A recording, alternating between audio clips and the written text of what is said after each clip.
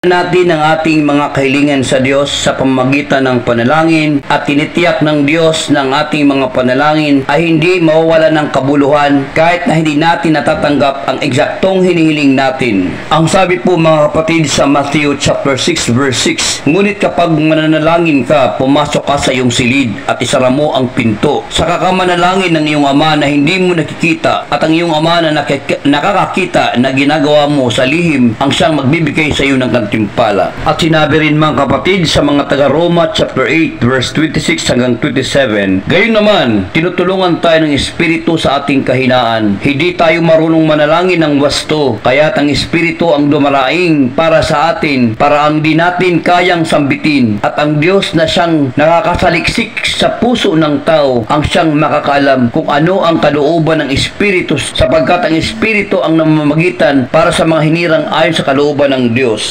Mga kaibigan at mga kapatid, nangako siya sa atin na kapag humingi tayo ng ayon sa kanyang kalooban, ibibigay niya ito sa atin. Minsan hindi niya agad sinasagot ang ating panalangin para sa ating ikabubuti ayon sa kanyang karunungan. Sa ganitong mga kaso, dapat tayong maging mas masipag at matyaga sa ating pananalangin. Ang layunin ng pananalangin ay hindi para gawin ng Diyos ang gusto natin sa lupa, kundi gawin ang kanyang kalooban sa lupa. Ang karunungan ng Diyos ay higit sa ating karunungan. Mga kapatid, sa libro ng Lucas chapter 18 verse 1, nagsabi si Jesus ng isang talinghaga sa kanila upang ipabatid sa kanila na kinakailangang manalangin lagi at huwag manghina.